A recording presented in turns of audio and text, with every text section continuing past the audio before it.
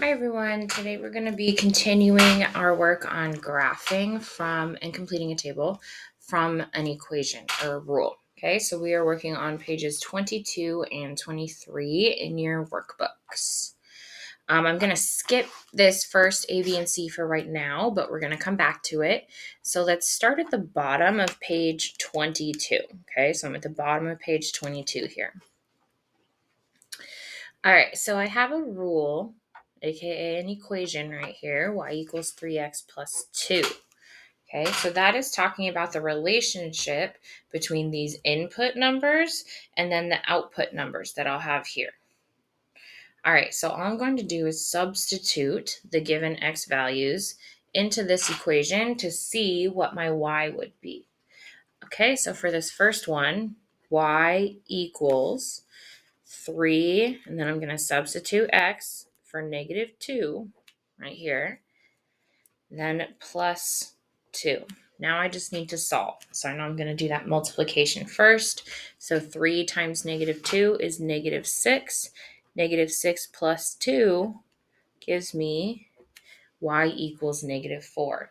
So when x is -2 with this rule, y has to be -4 in order to make this sentence true. Okay, let's try it again with -1 now. So I'm going to do the same thing, but instead of -2, I'm going to put -1 this time. So y equals 3 times -1 plus 2. Notice how the only thing I'm changing is that x value. Everything else is staying the same. It's still times 3 and it's still plus 2. So 3 times -1 is -3 plus 2 gives me y equals -1. All right, so when x is -1, y is also -1. Okay, let's do the same thing for 0. So y equals 3 times 0 plus 2. 3 times 0 is 0. 0 plus 2 gives me y equals 2. I'm going to put that there. So that was for that. This one is for that. And then this one down here was for that. Okay. Now again, let's do the same thing, but now I'm going to put +1 in place of x in that equation. So I have y equals 3 times 1 plus 2. So I know that 3 times 1 is 3.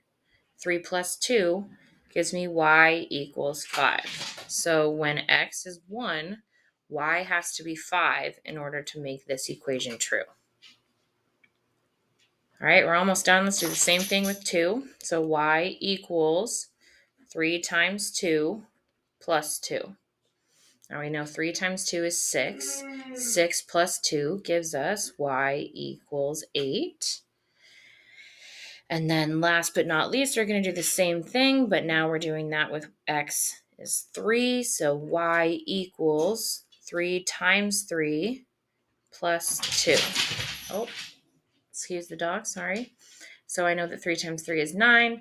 9 plus 2 gives me y equals 11. All right, now since this is a linear relationship, notice how every time that I go up a number in x, I'm also going up 3 on my y. Okay, so remember that's that repeated addition, which is the same as multiplication. Okay, so now I have a complete table, but now I need to graph it. So we'll look at our two axes here. An axis is this line and this line. So this is our x-axis right here.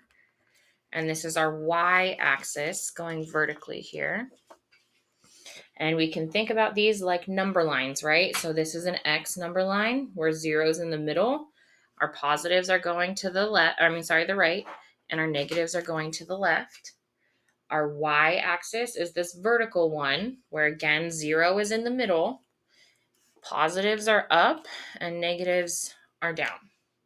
So I'm going to take each of these rows like a coordinate and plot it on this graph. So my first one here is -2 for my x and -4 for my y. So I'm going to go over to -2 on my x number line. So 0's in the middle. There's -1, -2. All right, and then I need to go to -4 on my y number line. So if 0 is right here, I'm going to go down to -4. And then where these two match up is where I put my point. All right, next I have -1 on my x and -1 on my y. So on my x number line, I'm going to -1. And then on my y number line, I'm also going to -1. And my point will go right there. All right, next I have 0 for my x and 2 for my y. So if remember that on this x number line, 0 is right in the middle, but then on my y number line, I need to go up to 2. And there's my point. Okay, next I have 1 and 5. So from 0, I'm going to go up to right to +1.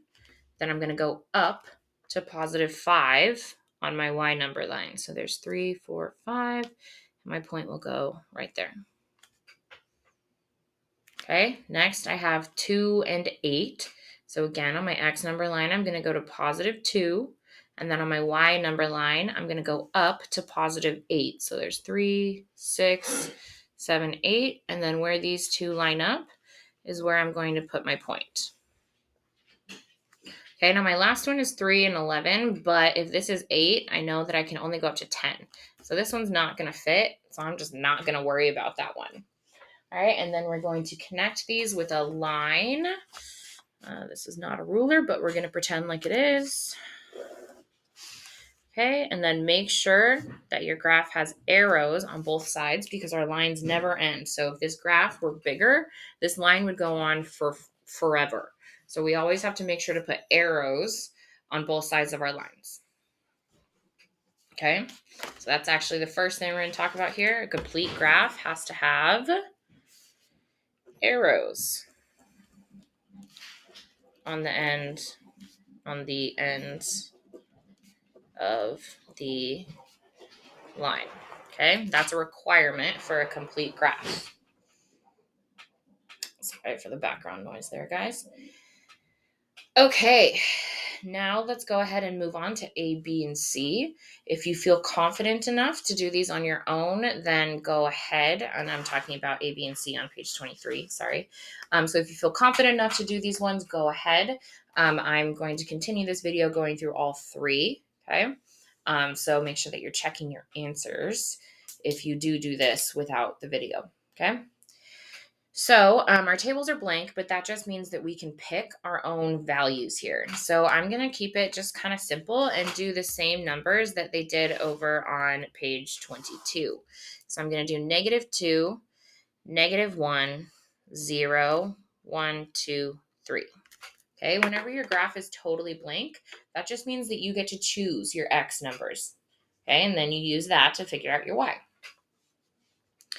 Okay, so we're going to do the same thing that we did on page 22, where we substitute each of these numbers one at a time in for x right here. Okay? And so this one we have to be careful because this is a negative x. So that's saying that it's kind of like saying that x is in the negative world, right? Y equals negative, and then inside of there I have x. And then +1. So that means that if my number is a -2, I have y equals minus in parentheses -2 plus 1. So then here we know that if I have a negative number in the negative world, that's going to end up being a positive, right? So then I would have y equals 3 plus 1. So y would equal 4 when x is -2. Okay, so it's basically saying that it's the opposite of whatever x already is. Okay, that's what this is saying. It's -x. So it is the opposite sign of whatever x is. Okay, so here I have y equals -1. I'm sorry, x equals -1. So y equals -1 plus 1. So I know that this is going to turn into +1. +1 plus 1 gives me y equals 2. All right, now I'm going to do the same thing with 0. So this would be a -0, but I know that there's no such thing. So that's just 0, then +1 is 1. Now I'll do the same thing with 1, but I have to be careful. That means that this is going to be a negative 1. So negative 1 plus 1 gives me 0.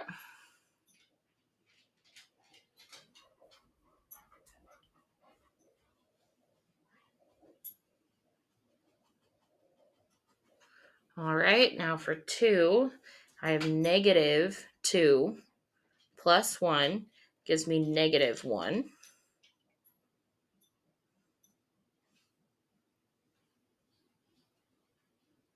And then 3 would be negative 3. Negative 3 plus 1 is negative 2.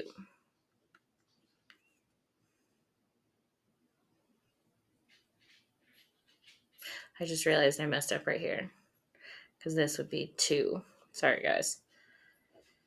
Right? That doesn't turn into a 3 magically. This becomes a positive 2 plus 1, which gives us 3. So this one is actually 3.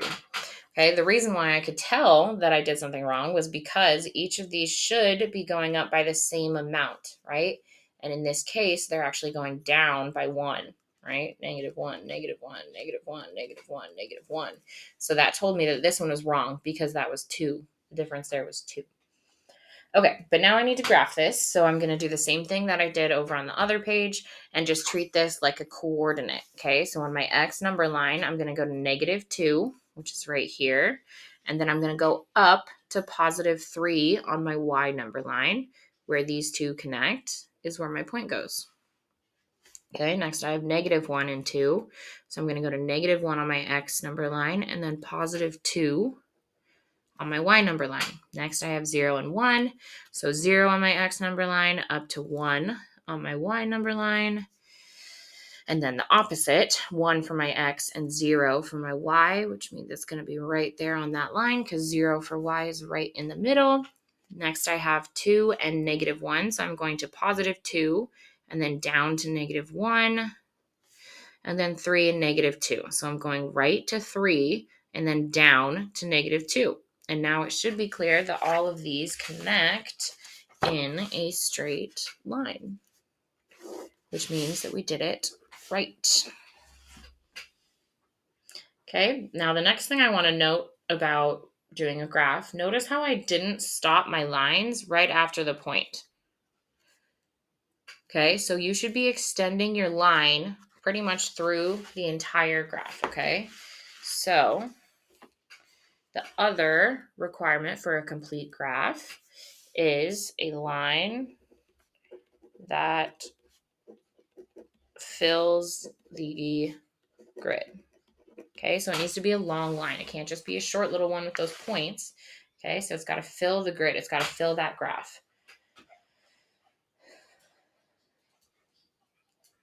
All right, now we're moving on to B. Again, if you feel confident enough to do this on your own, please do so, and then just make sure that you're checking your answers. So I'm going to choose the same numbers again, just to keep it simple. Negative 2, negative 1, 0, 1, 2, and 3. Now I'm first going to substitute these X values in here. I think that's supposed to be plus 2, so we'll put a plus right there. In for X here. And actually, now that I'm looking at it, I see that this is 0.5. That's the same as 1/2. So I'm going to want something that is divisible by 2, right? Something that I can take half of, which means I'm going to want even numbers. So let's actually change this to negative 2, negative 4, 0, 4, 2, and 6. Okay, so I'm doing 1/2 of whatever X is plus 2. So I have 1/2 times negative 2, which means I have negative 2 over 2, which is just negative 1. So I have negative 1 plus 2, which is positive 1. Now I'll do the same thing. Half of negative 4 is negative 2. Negative 2 plus 2 is 0. Okay, if I try to take half of 0, that's still just 0. 0 plus 2 is 2. Okay, now with positive 4, half of 4 is 2. 2 plus 2 gives me 4. Now for 2, half of 2 is 1. 1 plus 2 gives us 3. And finally, when x is 6, half of 6 is 3. 3 plus 2 gives us 5. And now I'm going to go ahead and plot these points on my graph.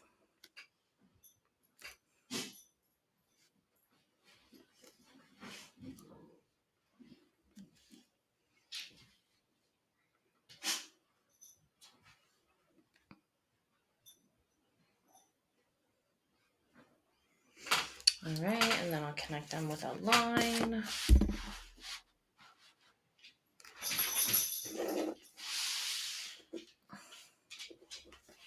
And there we go. Okay, now for C, this one's a little bit trickier because it's x squared, but I'm not going to say anything through this one. I'm just going to go through and put in my values, okay, and see if you can follow along with me here. So I'm going to do the same values that I've been doing for those other ones. So -2, -1, 0, 1, 2, 3. Okay, so x squared minus 4. So -2 squared minus 4. -2 is positive 4. 4 minus 4 is 0. Okay, now I've got -1 squared minus 4. -1 times -1 is 1. Minus 4 is -3. All right, then 0 squared minus 4. 0 squared is 0. 0 minus 4 is -4. All right, 1 squared. So I have 1 squared minus 4. 1 squared is 1. Minus 4 is -3. All right, 2 squared minus 4. 2 squared is 4. Minus 4 is 0. 3 squared is 9. Minus 4 is 5. All right, and now I am going to plot my points. -2, 0. Whoops. -1, 3. Oh, wait, just kidding. Cancel that one. -1, -3. 0, -4. 1, -3. 2, 0. And 3, 5. Okay, so this is obviously not a line. If you watched, I think it was 2 videos ago, we actually talked about this because this is one of those special graphs called a parabola. Okay, so this is not a linear equation because it does not form a line. Okay, so if you look back at these, how are they different? Okay, if I just compare these two, okay, notice how they're both still a line. Okay, they both follow this whole y equals some number times x and then plus or minus another number, right? So notice how whenever they follow in that pattern, they become a line. But if you look at the one on the left, this is going down as it goes from left to right, and this one is going up. I also want you to notice that the one that's going down has a negative in front of the x, whereas the one that's going up is positive. Yeah, it's a fraction, but it's still positive. So that number that's in front of the x, whether it's positive or negative, is actually going to tell us whether we're going up or down. And if you think about that, like with some of these other ones where we're going down one, right? Like the negative one, our line ends up going down. When we were doing those other ones where we had positives, right? We were going up by positives. Then our line ended up going up from left to right. All right, so go ahead and write some of that stuff down right here. And then the next thing that we need to talk about are x and y intercepts. So this is actually pretty simple. We're just talking about where the lines cross this y-axis and the x-axis. Okay, so if I were to look at A to find the y-axis, the y-intercept, I'm looking for where this line crosses my y-intercept. Okay, and it crosses right here at this point, which is super handy. I already have that point dotted there, right? So the ordered pair for this point is 0, 1. if I look at the y-intercept for B, it's also a point that we've already plotted right here. And I know the ordered pair for this is 0, 2. All right, if I go down to C and look for my y-intercept, again, this is a point that I have plotted right here. And my ordered pair for that is 0, -4. And then finally, if I go over to the first one that we did here on page 22, looking for my, excuse the dogs, guys, sorry. So if I'm looking at this line, it crosses the y-axis right here. And again, this point is already dotted for us, so we know that its ordered pair is 0, 2. Now I want you guys to look at these different y-intercepts that we've had. Okay, we have 0 and 2, 0, 1, 0, 2, and 0, -4. So what do you guys notice about those points, those ordered pairs for y-axes? I'm sorry, for y-intercepts. Okay, so those points are always, always, always going to have 0 for the x value because it needs to be right in the middle here so that it can be on the line. So all of your y-intercepts are always, always, always going to have 0 for that first number. Ollie. Sorry, guys. My dog's being a butt. Okay, now let's look at our x-intercepts. And this is the same thing, but now we're talking about when it crosses the x-axis here. So if I look at A here, I see that this point right here is right on that x-axis, and I know that the ordered pair for this one is 1, 0. All right, if I look at B, I see that my line crosses the axis right here, and that coordinate right there is -4, 0. Maybe you guys are recognizing a pattern now. Okay, now this one is special because it actually has 2 x-intercepts, and that's perfectly okay for a line for a graph to have, right? So my parabola is going through my x-axis right here at 0, -2, and right here at 2,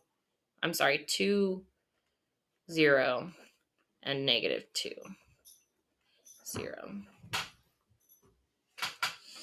Okay, and then going back to 22, if I'm looking for where my line is crossing this x-axis, notice how this one's a little bit harder to find. Okay, we'll talk about this later, but the coordinate for this one would be -2/3, 0. All right, so hopefully you guys have recognized this pattern here. Okay, because we also have a 0 in all of these intercepts, but now it's the y that's 0 because we need this y-axis to be right in the middle in order to be on our x-axis. So let's write our pattern down over here.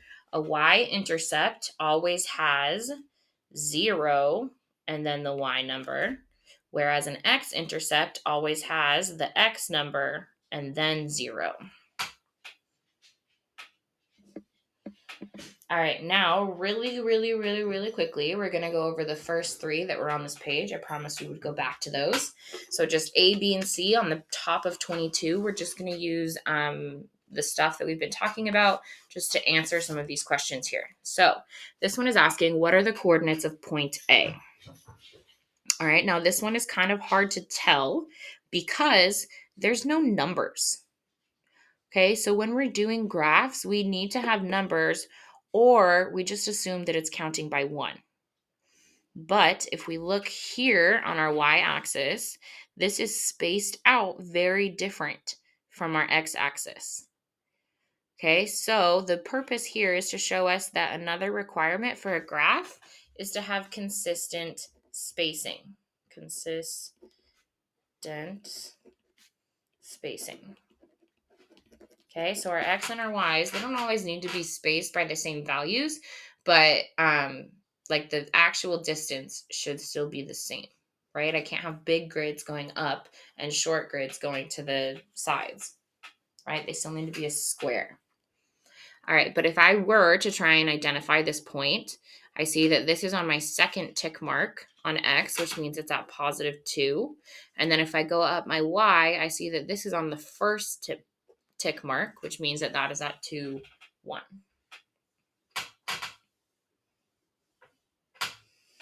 Okay, now for this one, it says, where will the line be when X equals 5? And we don't know because they did not extend their line long enough. Okay, so this is what we talk about where your line needs to be extended. Okay.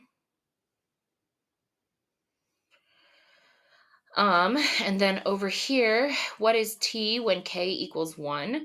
This one we can't answer because our axes are not labeled. I don't know if this one is t or if this one is t.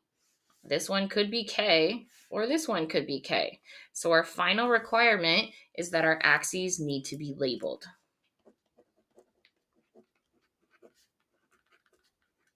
And I know that looks like axes, but that is the plural of axis. So the x-axis and the y-axis make axes.